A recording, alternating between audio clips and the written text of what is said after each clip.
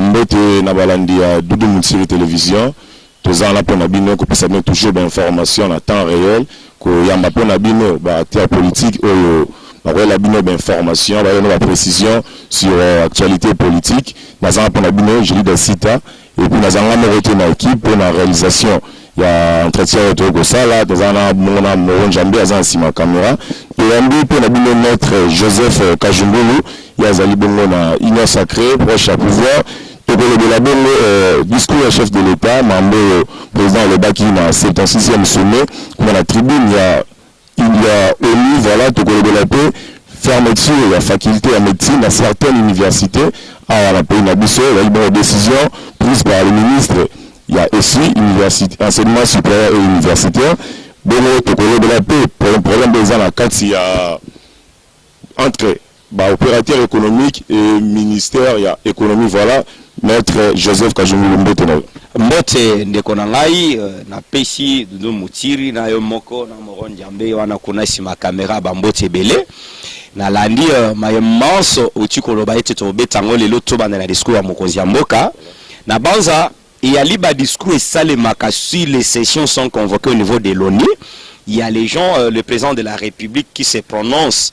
Vous prenez par exemple le président de la République Félix Tshisekedi, Ayali na double casquette, président de la RDC et puis président en exercice, il y a organisation africaine, Union africaine. Et quand tu l'as parlé, il y a discours, il y avait des dimensions. Il y avait la dimension africaine et puis la dimension congolaise. Cela veut dire, oui, Tsali Mboka Nabiso. Il y a quelques points où il mon attention, soit retenir attention, il y a des Congolais nyonso. Il y a par exemple, tant que lobby retrait progressif, il y a Monisco. Il y a l'option bisope toko soutenir. Pour Nanini, Monisco est chez nous ici plus de 18 ans maintenant. Il a été avec les gestionnaires passés pendant 18 ans. Mais vous avez tous ensemble, tous Congolais. Si tout bisope a soutenu à l'opposition, il ne fallait pas qu'on ait l'hypocrite, il faut qu'on ait la pragmatique. Et tous nini biso na opposition à l'époque, on soutenait que Monisco Azala. En face de nous, on avait un régime qui n'avait pas le respect de l'opposition, qui pouvait, nous avons dans ces pays histoire à Thérèse Kapangala, Barossi Mukendi, Batuebele. Yango, à l'époque, tant que nous étions en opposition, on était pour le retrait de Monisco, mais on refusait que ça ne se fasse pas avec un régime qui n'avait pas le respect des droits de l'homme. Yango, Moni Lelo, tout continue à option et à retrait progressif. Tant que se retirer, nos forces armées et de la police et les services de sécurité en train de s'installer. Parce que depuis tous ces temps que Monisco a nos frontières restent toujours poreuses, surtout au niveau Est, Grand Nord, Nord Kivu, Sud Kivu, au communauté Bakobo, tous les temps ils sont là. Bazana Badron, est-ce que Badron a Monisco ana et mon akate place ba asaya bazali, place ba criminel bali, non, yango mon akaba minéré.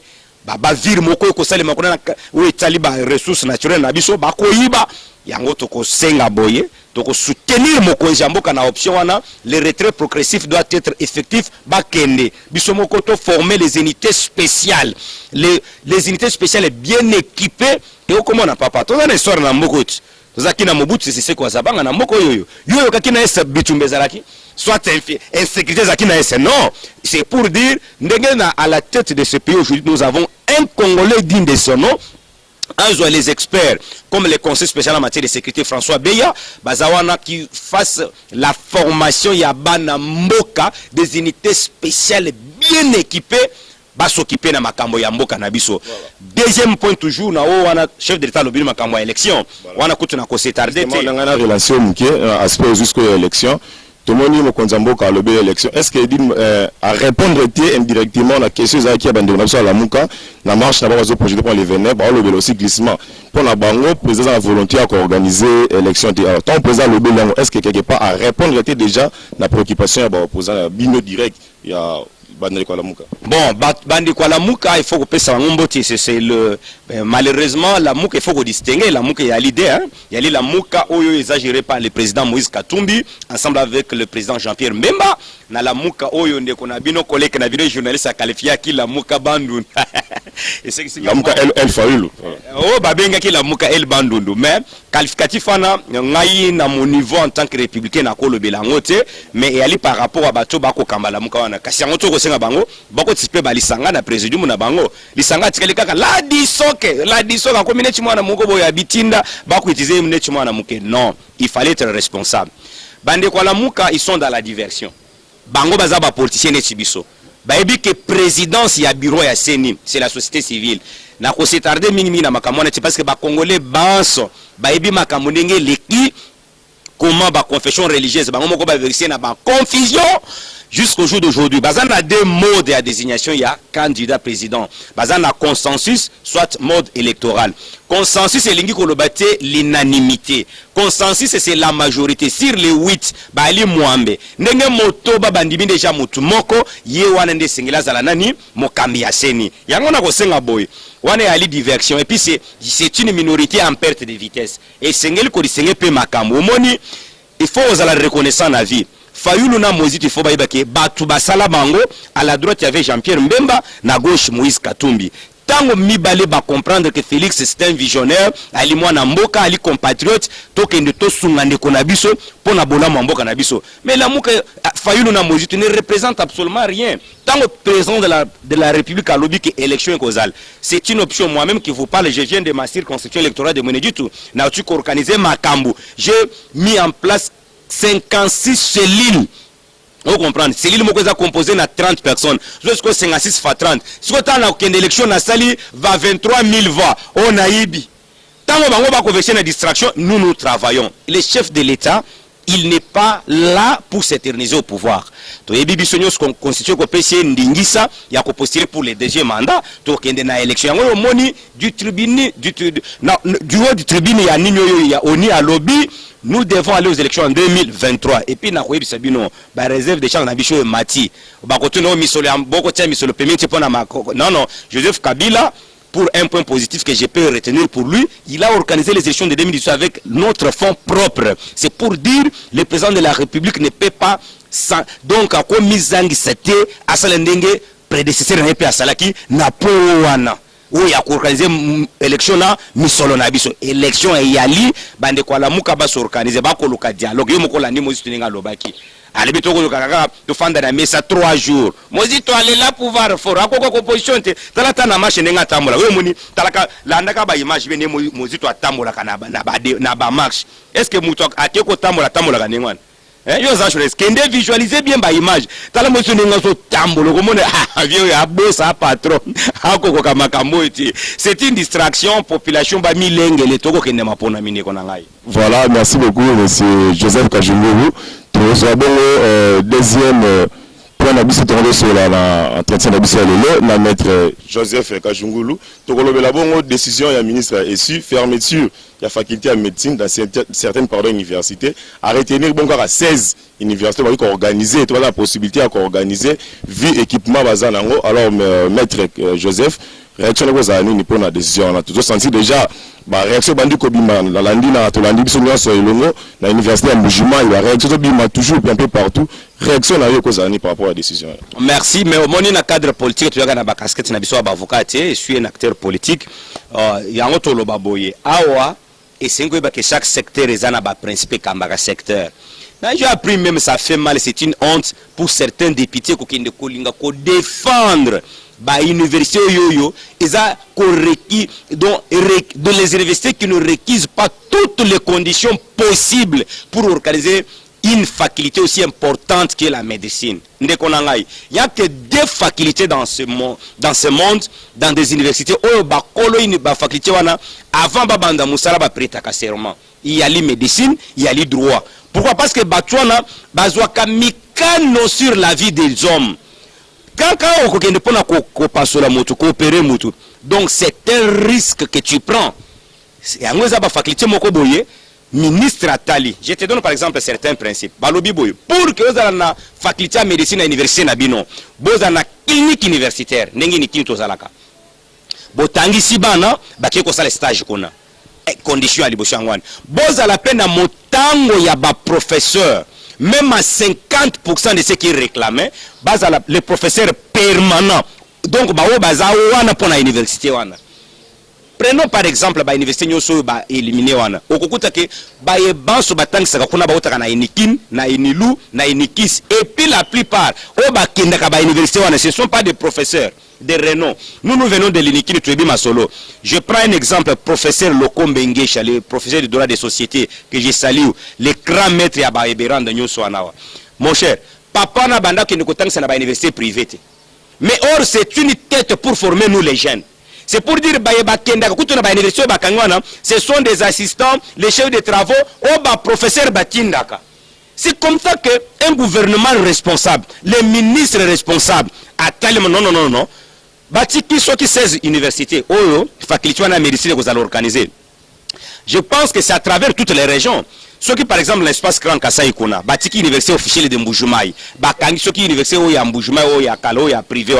Mais bon, Bazaki Kuna, parce que Bakangi Zaka promotion et recrutement, donc Bako Banda pour recruter les sous-soutiens. Les promotions montantes, ils doivent continuer pour aller terminer. Mais Bamoussou Soupe, Balobi que Bako réquisé, Bako continuer, Bali na voix, mais Baba qui sa condition.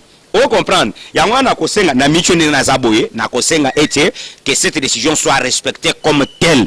Batubatika divacation, batubatika kokoko. Donc mboka ngo to organiser mboka. Mais ba ko tia ba principe. O mona ba député ba ko tele milango. S'il vous plaît, monsieur Joseph, problème sur est-ce que capacité d'accueil dans l'université où ils ont retenu wana. Ba ont la capacité à accueillir bande ko nyonso wana ba bilenge na biso ba jeune o ya silisi azana poste là ça médecine est-ce que Inikin par exemple tant to kangi ISK to kangi ba université mususu est-ce ko yamba nombre on a nyonso alors que Inikin azarder un nombre même précis yamba chaque année. Te ba ko yamba ba ko s'organiser. Au moins quand on prend des mesures ba to ba s'organiser ka. Au moins na ba université zana ba gon ba to ba kenda ka 8h 13h ba bimi.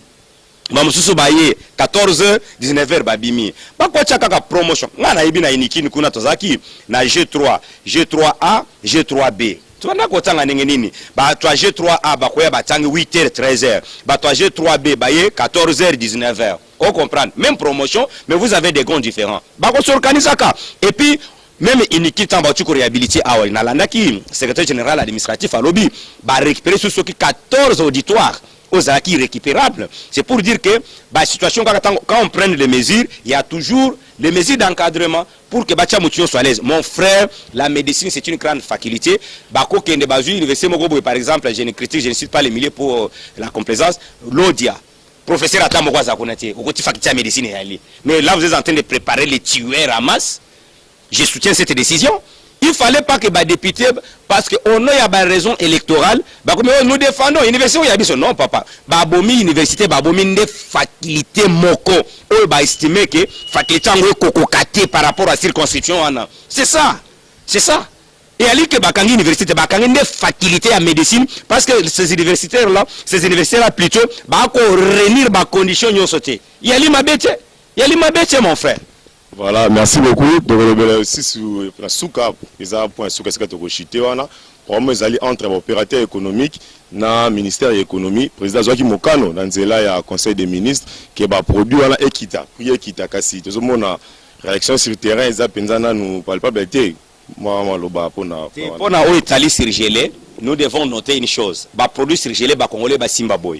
Un ministre de l'économie a sangisa qui ba opérateur économique, nyonso zinga mesa. Ba sololi ba yokani prix au baloba que je prends un exemple carton il y a 10 poids balobi 15.5 $. Et outaki na monoko ministre ya économie te Jean-Marie Kalumba non c'est bango moko ba opérateur économique wana ne ba proposer yango ceux qui ici aujourd'hui ne sont pas en train d'exécuter ces contrats c'est de la mauvaise foi. Il faut retenir une chose.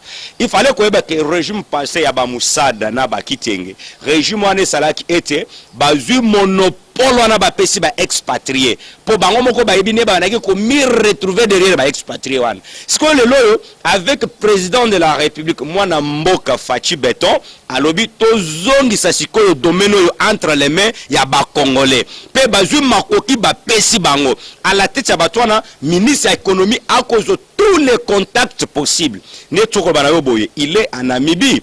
A signé contrat entre Congo et Namibie pour batonne ebele ya bapoisson sanini eya boye. Après Namibie akosala ata 5 jours à Kinshasa te akende dans un pays à travers le monde on azobomba parce que ba dongolo miso ba eli ebele okende kuna ko signer pe pona ba nani ba musuneti ya ngulu ba volaille ba poulet ba tilapia biloko bepe na logistique à l'appui. On comprend. Donc l'État, selon mes informations, l'État a déjà disponibilisé plus de 50 millions pour financer les commerçants congolais.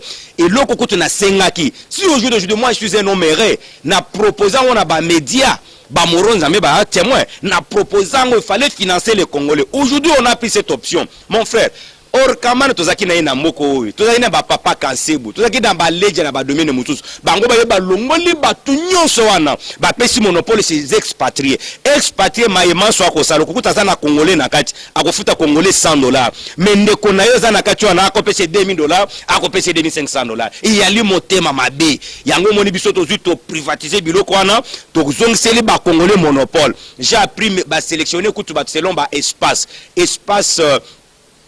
Congo, Kinshasa na Bandundu, on a pris monsieur Ledia na batumsu simanaye na kotia katanga ya ba est kuna bazui un grand commerçant pe ba financer na espace grand kasa maman zuzu ambo mukrupa na bango. Vous sentez comment ça sera distribué? C'est ce qui est en train d'être fait. Je demande aux Congolais d'être patients. Tant au toye pendant 18 ans, les boulot ezalaki mosika. Et y a li tant au koti li boulot ba timboli pendant 18 ans na 2 ans 3 ans ko zipango mala moko tende kona. Alors nako landa réaction na yo, tu dois comprendre que bah pour parler zalina entre opérateurs économiques et puis le ministère économique. Alors tu as besoin d'abord pour parler na bangwana té. Les contrats étaient déjà signés. Omoni mibeko yali article 33 258 250 quand application il y a ba mesure. Non, ba mesure on ça doit s'appliquer tout parce que déjà un contrat quand le contrat est signé ça s'applique de bonne foi. Ce qui l'une des parties n'exécute pas sa bonne foi, l'autre partie peut se retirer. Ce que tali sur attitude ya gouvernement, il y a ko responsabiliser ba congolais. Na ba démarche nyonso Jean-Marie Kalumba ko sala. C'est pour dire que le gouvernement a déjà compris la mauvaise foi ya batouana ba expatrié. Ndeko nanga mo paya zaka mo paya. Jamais pas na yo soki moko lengeli parcelle na yo, vaza ko lengeli parcelle na yo ti. C'est ce que nous sommes en train de faire au jour d'aujourd'hui. Au jour d'aujourd'hui, c'est là veut dire monopole on il fallait et loin déjà. Donc on a la tena moko to zana ba commerçant digne de leur nom. Mais vous prenez les étrangers, vous payez un monopole. Voilà les conséquences. Et quand on est en train de sonder, on trouve qu'on a cessé, les Congolais sont mauvaise foi qui se retrouvent derrière ces expatriés.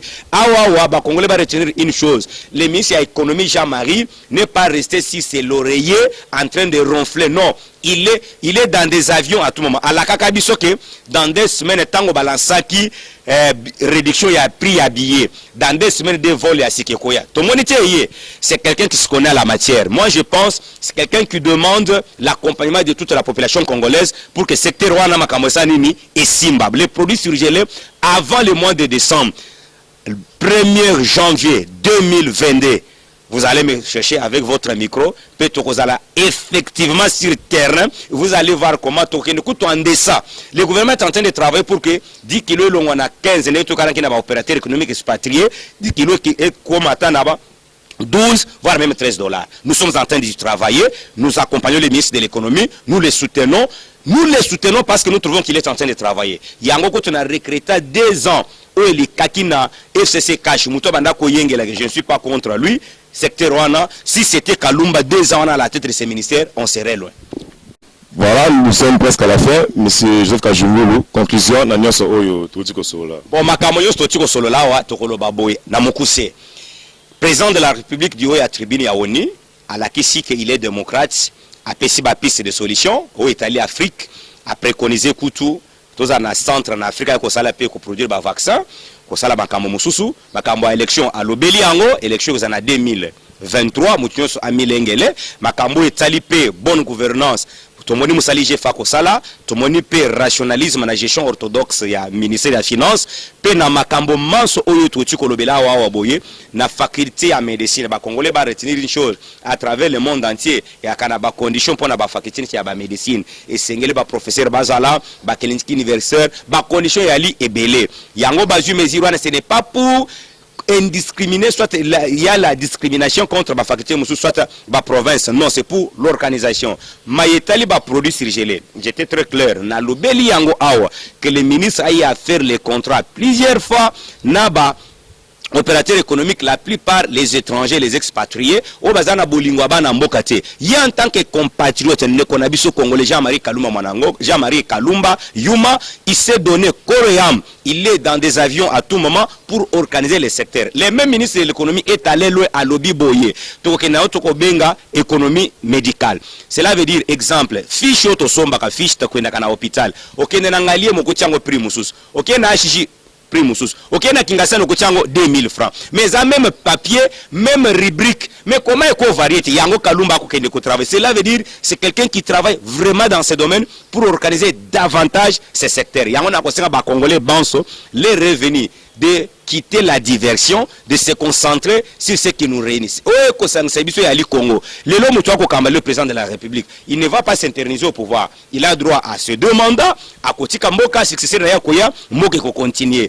Le Mabe Alia, Bisso Moussou Bakongole, Tokene to comploter na Bapaya pour combattre notre pays. C'est ce qu'il faut éviter. À ce stade, il faut saluer le président de la République. Peut-être au sein du président de la République, à tel point certains ministres au Kanate, au manifester compétence à de mettre à bango ba nommé pe na ba entreprise publique et là on a conseillé na président de la République Ruker Sengele Zala IGF doit continuer son travail à ce stade chers amis restons soudés donc na élection na ko pesa suka pona ko sukisa ba na MRC nyon sombote ebele pona ebele ba benga kanga na MRC ba soutenir kangai to pesa bango mbote ebele.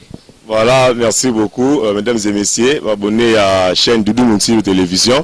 Tu as un bac bon pour Nabino, monsieur Joseph Kajungulu, Azabo ya Union Sacrée. Naende to beti masolo misato na kati ya entretien na biso. To lobelaki discours à Mokonzi Mboka, kuna na tribune ya Oni. To lobelaki également fermeture ya faculté à médecine dans certaines universités à Mboka na biso au Congo. Pe to sukisi na programme va surgeler options to yebi to zela mingi. To yoki date, monsieur Joseph Kapesi biso toko lokoye na micro na biso toko tambola na bike za soda makasi ya simba caméra Moron Njambe toko tambola naye na profiter na occasion ko pesa merci mingi pona yenda sali to koma na banda kuna bino to koma esika ba bolandi biso pour partager lien totalement besoin d'information en temps réel coup de chapeau na yo pe mon boss mon maître monsieur Doudou Montiri merci to kutani pour l'embalasima.